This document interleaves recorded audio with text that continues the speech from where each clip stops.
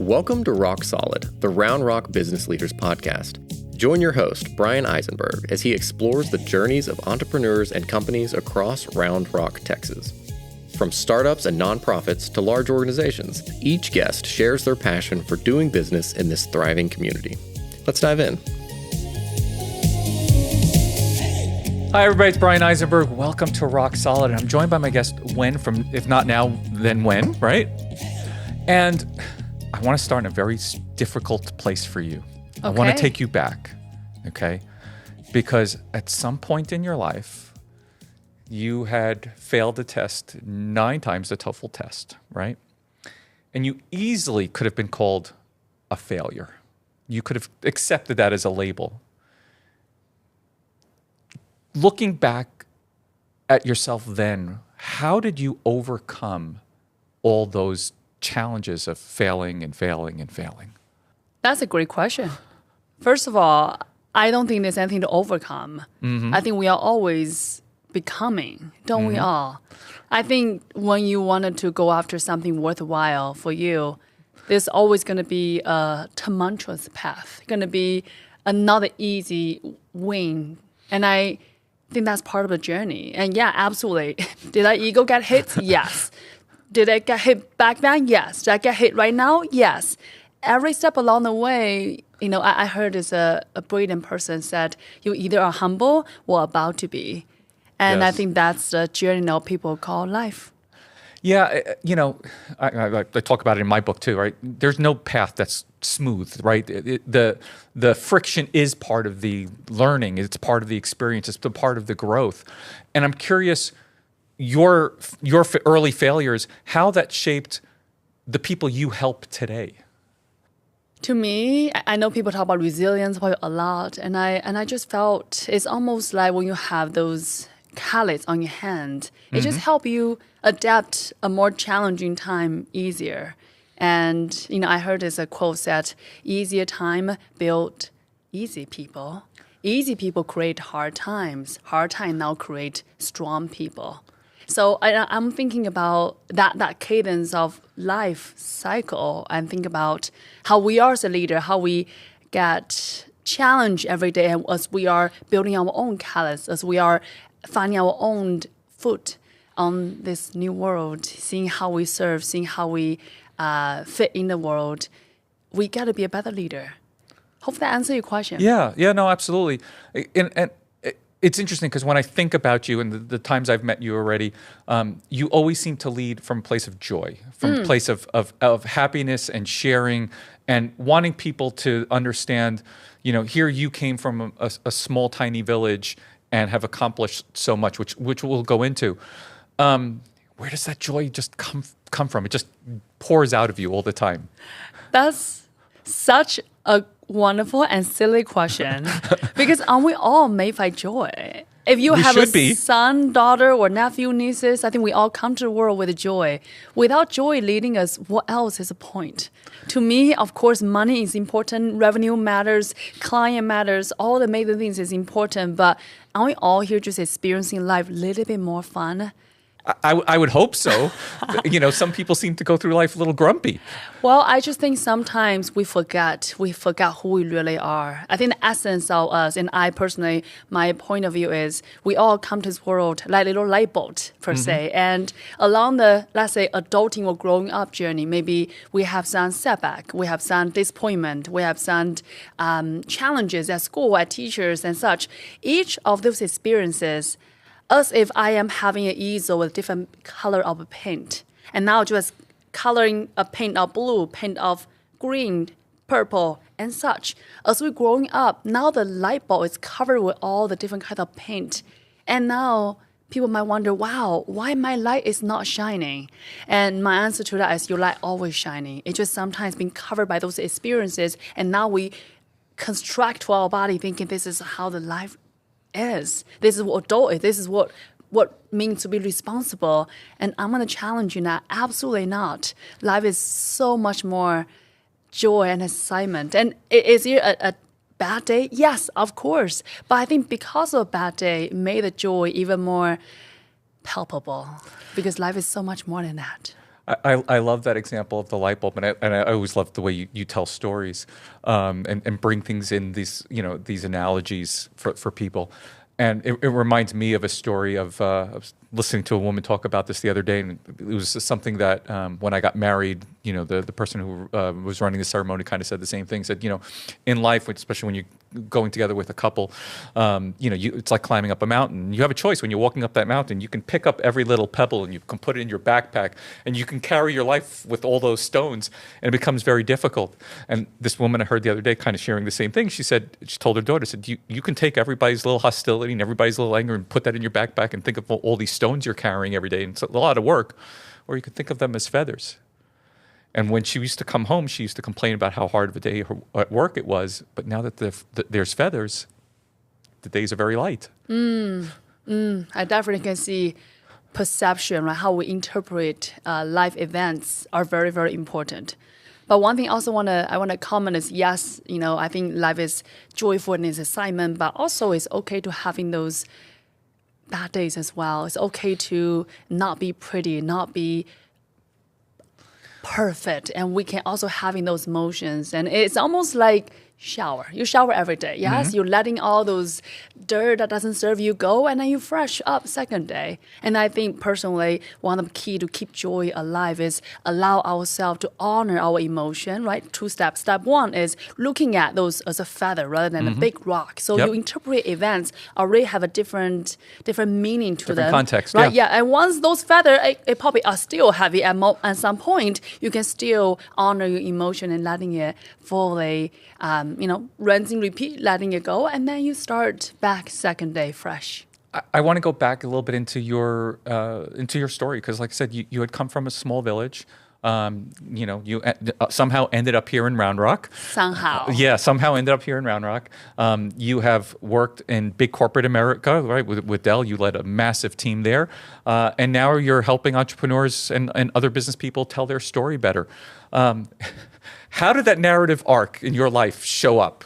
I have zero clue, if I'll be honest with you. I just somehow believe there's a universe. There's this magical, invisible grand force that just lead us every step along the way to ever get closer to, you call it purpose, you call it mission, you call it whatever we meant to do on this planet. And, back to a little bit my story, I think you kind of alluded in earlier, is that, I grew up in a small town, in China, small town, on a mountain where it's quite a near to 0% chance that me or anyone else could have a possibility to really leave that town, that village. And there's a life, there's a path, there's everything's perfectly laid out in front of me to be a mother, a wife, a very important role I think anyone can intake. But I just have something different idea in my heart. I just always have little crazy idea in my heart, just thinking, what if there's a different path for me? And I know in America, you all have this book called Little Duckling, right? It's like little, is it goose, eagle? The little ugly duckling, yeah. Yes. Okay, she was in the communion with all different ducklings, and she wondered why she looked different. How does she not fitting in? And I think about that story often, and that's how I felt growing up. I love my people, I love my culture, I love my cousins, sisters, but I always felt different. It's not I'm better, it's not any special. I just felt like I have a bigger world for me to see somehow, and that become the calling when it first started. But be completely honest, my first, let's say 20 years of my chapter, without calling, there's still no way out. There's no mentor, no internet, no any possible pathways until I found a cassette tape machine in the corner of a library. We may have to pause there for a minute, because a lot of listeners, a good amount of our listeners will know what cassette tapes are, but there are probably many who don't know even what a cassette tape is anymore. Yes, it's almost like iPad or iPod, but not quite. It's a literally like I remember like machine like this large, and I remember it's silver color, and you put a tape in it, you listen to music. Yeah, I don't think Brent has one on the shelves. That's some other cool stuff, but yeah.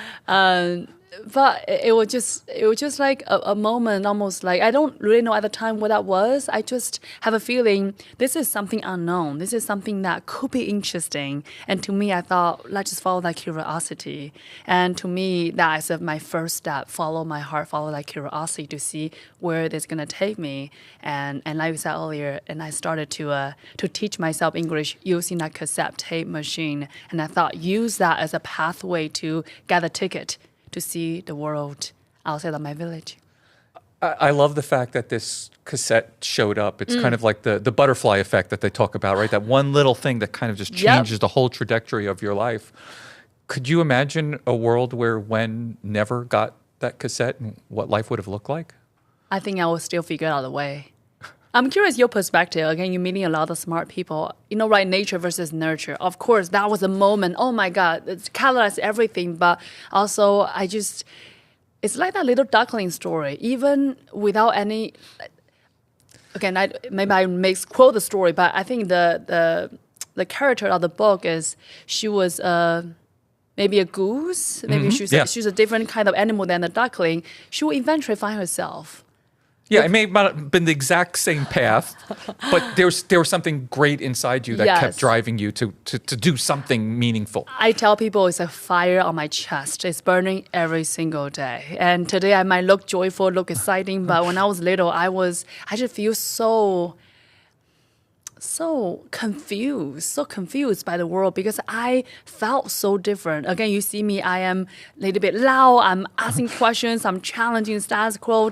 And in the town, the culture is exactly opposite. It is a culture celebrate meek, quiet, just a small everything for a woman figure, and that's just nothing about me. So you can imagine I grew up with so much criticisms, all that every single day, in the name of love. My mom, my cousin, my aunts, my grandma, they all think, oh my God, Wen, you can never find a husband to marry to, because that's the biggest punishment in my culture. Because I imagine you were probably a little bit rebellious when you were young. Oh my goodness. Oh my goodness. Think about those times. So yes, I was confused to say the least, but angry to the most. Just so confused by why I want something different, but then no evidence in this physical world can support that. It's literally imagine I felt I was crazy for the first 18 years when nobody sees me for me. They see me for what they want. They want a perfect daughter, perfect sister, perfect cousins, and that just like almost like expectation from outside world just is not fitting what I see myself inside. And that struggle, that push, it is define the first chapter of my journey. I think it defines your chapter now, because I think when I listen to what you do and when you work with people and some of the workshops I've seen you do, you're trying to help people find that authentic, perfect story about themselves and bring it out. Yes. I really, personally, I just so believe that we are all on this planet with a specific mission, purpose, big or small. That could be, a perfect family for you. That for another could be being a great teacher, open a bakery store, like all and above. And I just think it's such an honor to live up our purpose, such an honor to truly serve using our gift that's unique to us. And from that point of serving, from the point of collaboration, there's a better world for everybody. I see the world is almost like, imagine like 1,000 years ago when before technology, before iPhone and such, we all live in a village, yes? Maybe I grow apple, maybe you make bread, she make candle, and once a month, we had a market day. We come to the market, we exchange our apple with bread, with candle, we all coming home with a wonderful goods for us to enjoy. And I imagine, what if you said, well, I don't think I want to do bread. Maybe I'm not the best. Maybe through those maybe self-doubt, maybe challenges, maybe you think the world want you to be, and you think, what? I'm not going to make bread anymore. Well, can you imagine the next market day? We all show up. I don't have bread for my family.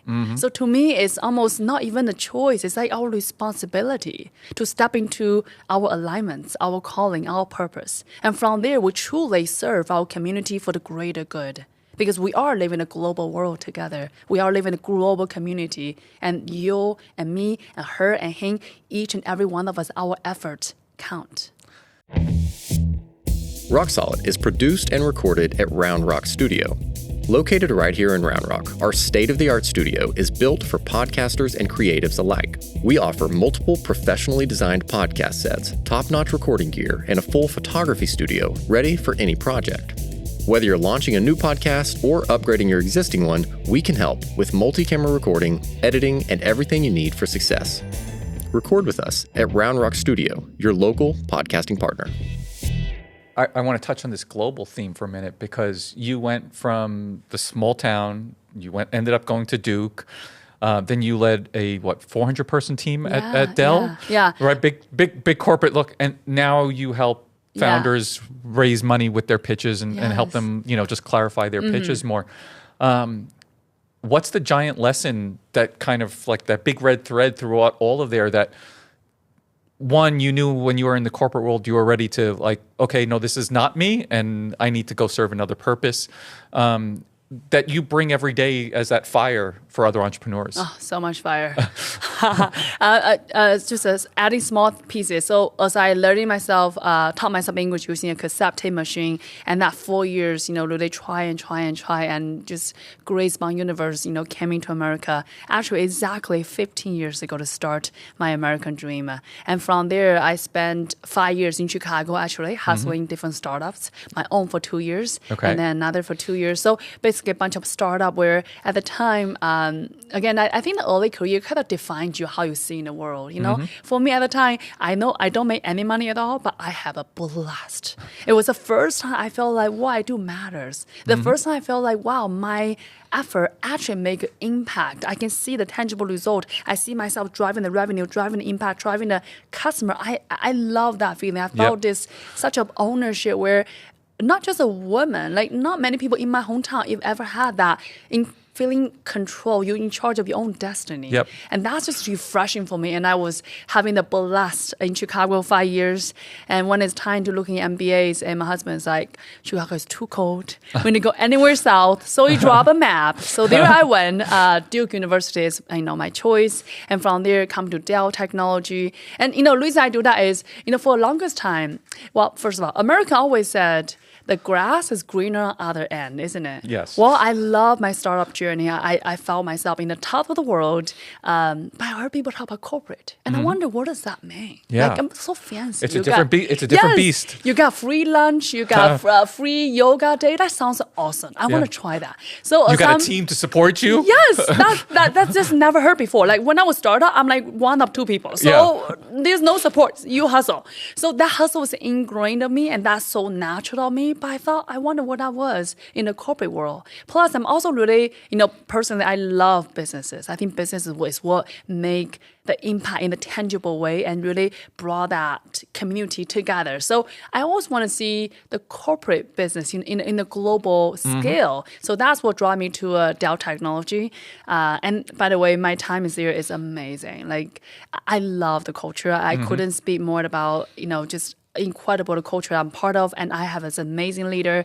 Her name is Tom Keller, probably one of the best leaders I personally ever worked with, and he have just incredible, not just smart, but just kind, and he knows how to lead people. To me, I feel like he's like a perfect quarterback. He know all his players, and he's all right. Well, you go this. All right, Mike, you do that. He play everyone in such a thoughtful manner, and it allowed everyone to rising up together. So I absolutely enjoy my time there with a leader, with a culture, with things I learned. The impact I have, which is amazing. But back to your question about when do I know this is not for me?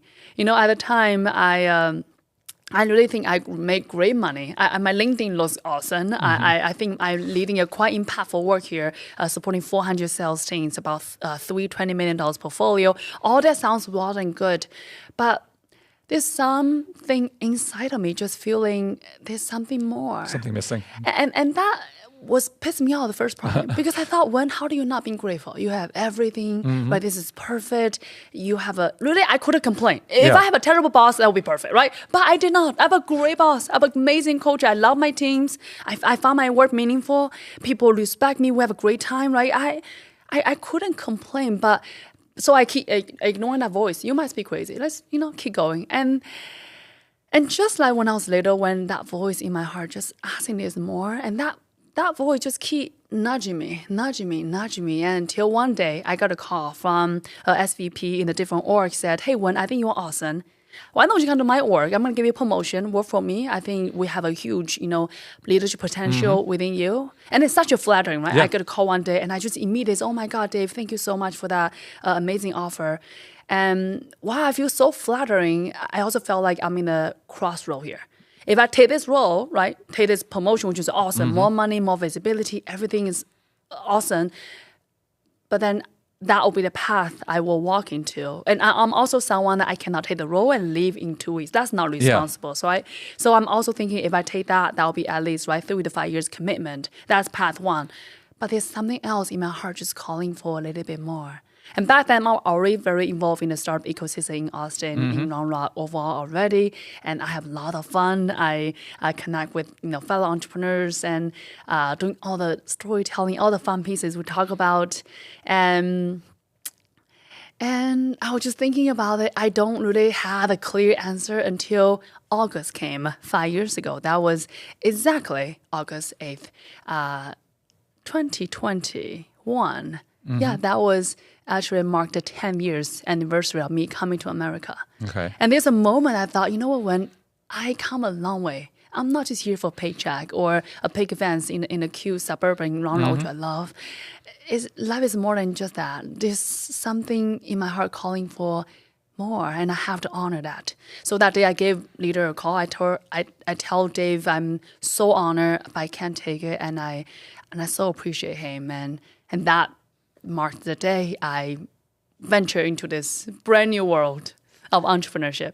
Yeah, and you are here to serve entrepreneurs, and I love the way you teach people how to introduce themselves. So I'm going to let you kind of introduce yourself to me about what you do. Yeah, that's a great point. So I do help people do storytelling and such, but can I tell you my true belief about storytelling? Yes, please. I think there's no such thing as perfect pitch. It's only pitch is how we speak authentically from one person to another. Yes. So oftentimes, I don't see myself as a pitch person per se. It's more so we are just here to connect, tell stories. So last 5 years, I run a consulting coaching firm by helping leaders to be seen, be heard, so they can get celebrated by what they do. There's a chapter in my book that I got inspired with a walk with a friend of mine. We were walking some of the parks in the area, and as we're walking through the park, we end up seeing a graveyard. Oh, I love that. And it's a big tombstone there, and we're just trying to imagine, like, what's the story of this? This is a tombstone probably from the 1800s or something like that. It's like, what's the story? And it inspired me to write something the same way Amazon will go ahead and ask their engineers to write a narrative from the future, right, what the customers are going to experience going back.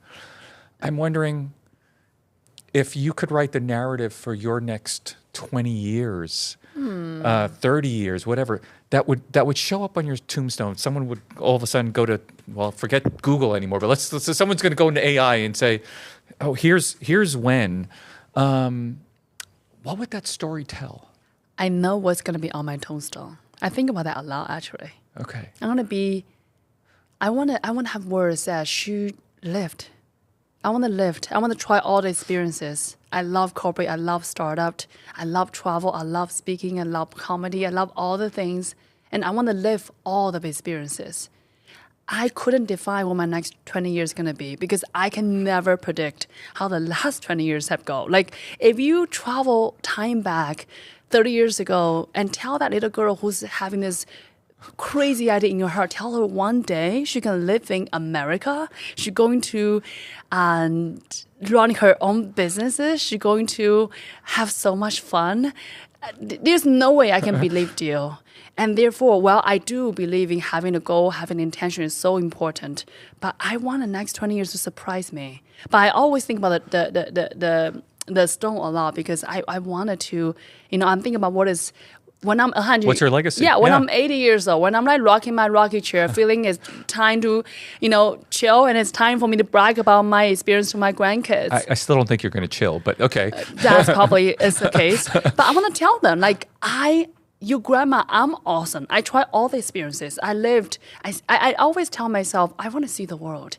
And I realize seeing the world is not just about travel, not just about tasting the cuisines. It's actually just a different experiences. It's, small, startup world to a big corporate world, to from the east to the west, from burger to dumplings to all the things, and really seeing how small we are in this vast universe, and how insignificant yet significant we are. And I think sometimes people think about this statement, making this world a better place. It sounds daunting, sounds big, because we all small, one person. How do we make a world a better place? And to me, my point of view is that what is the world? The world is no other than 8 billion individuals, like you, like me. And in other words, it's almost like we are all like that light bulb that I speak earlier, that all shining in our own corner of the universe. And if this moment, in this one conversation, one connection, somehow I inspire your light bulb just shining one pixel brighter, collectively it's a brighter and better world. So what does that mean by making the world a better place? Is no other than doing our best to support, to uplift, to contribute our fellow, friends, partners, neighbors, and every single day we move towards that goal, that intention, and that's how we make the world a better place. At least that's what I want. And how that can unfold in the next 20 years, universe supplies me. Yeah, absolutely. Well, now I'll put you back into the present. If we're going to put together a time capsule, that's a Wen time capsule, and they're going to dig it up in 100 years, and you've got to put 3 things in there that define you or your family. What are you putting in there? First, I will put comedy. I love improv. I do comedy every single week. So do comedy, bomb on the stage, because one thing about comedy is you never know it's going to be good or not. So is it going to be a cassette tape of comedy or? No. Yeah. A picture. Okay. One is like a photo of me doing comedy on the stage. Okay. Just one. Secondly, I'm also, one thing I'm super excited about, I'm right now, running this leadership community. Yeah. Supporting women leaders from all over the world and helping them be heard, be seen. And I will kind of having that experience is being captured somehow, because I always see myself celebrating others, and I want that moment to be remembered. So my community, and I want to put my husband there, my husband and me and my dog. She's amazing. My husband's awesome. We have a good time. So 3 things: my comedy, my community, and my family. It's a hard choice. I know. That's why I asked you. I was going to, try to give you a little bit of a challenge there. Yes. What's your 3 things? Oh, my 3 things. It would definitely be something related to my family. Okay, that's one. That's one. Okay, 2 more. I think it would be probably my last book or last couple of books. Okay. I think they really tell a lot about me, especially this last one. I think Okay. I Swallowed an Elephant. Book, beautiful. Second. This is probably going to surprise some people, but something that's connected me with my son, my family, to my dad. Some kind of a ball. Is it ball? A ball, yeah. A ball. Yeah, we've been involved in sports That's our whole life. amazing. My father was drafted to play professional soccer when before he came to the United States. I always loved sports. My son's a passionate baseball player. I think it tells a lot about me. If I could throw in a 4th, it would probably be some of my family's recipes. But Beautiful. that legacy and legacy. I love it. that's what that would define me. You are leading workshops all over the place, and entrepreneurs come to you because they're confused about how to communicate their message more effectively. What's the simplest way for them to engage with you if they want to find that clarity? Yes, absolutely. So, I want to add in one small note here. So a lot of entrepreneurs do come to me with support, such as telling their story, such as pitching an investor, raising capital, or having a go-to-market strategy. And while that is all wonderful, but oftentimes the confusion or lack of clarity is never just that. It's really understanding their strengths and how they serve their customer, how they're using their particular gift, talent to serve. So business model, everything around that, right? So storytelling is surface, but there are a lot more alignments underneath just the storytelling itself. So just want to caveat that. So if you are feeling a little bit lost, that's totally normal, because I think in the pursuit of something great, oftentimes it's just you and yourself, you and the world, right? It's oftentimes we are standing between us and the next version of ourselves. Oftentimes it's that level of looking inward, that clarity that really make a huge difference. So I do want to advocate, if you do feel a little bit lost right now, you felt you need a little more clarity, you are not alone. So regarding finding me, I'm very easy to find on LinkedIn, on Instagram, on my website, all the places. I want to wrap up with one last question. Yes, sir. If you had to define this narrative, this story, this authentic voice for Round Rock, what's the story you tell? The way how I think about Round Rock, and by the way, I'm someone little bit well-traveled, not that much, but, I do travel, I live in Chicago downtown for 5 years, go to Big Apple to New York for a couple times, not my cup of tea, by the way. I know some people love it. It's just not for me. And seeing LA, seeing Florida, been to Africa, go to Aruba, travel to Israel, Morocco, China, Korea, Japan. So I do understand and seeing different kind of structure, community, space, how people come together, how we do work, how we live, how we celebrate family, communions.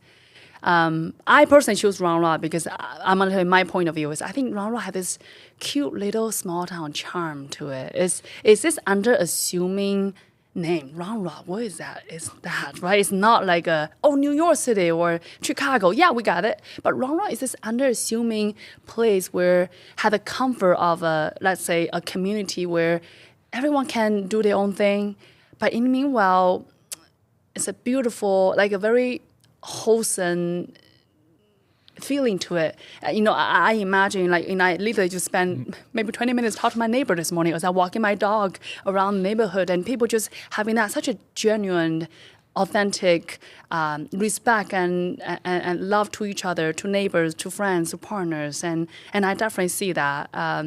So under-assuming, but full of gems, right? You see I see the people are just so kind, so wonderful. It's spacious, it's lovely. You have amazing nature. For me, that's important. A lot of beautiful parts, and on top of that, I felt it's a place where it's very celebrate entrepreneurship spirit, right? It's not like a big, fancy, shiny flags that we celebrate, but underneath that, think about policy, think about the culture, think about how you get space, you do your thing. I just teaching Dell Carnegie just brought down the street with 20 executive leaders talk about leadership and just have a space, allow everyone to do their own thing. Whether your goal is to finding the perfect career in a corporation, amazing. Maybe your path is having the best podcast studio like this one, awesome.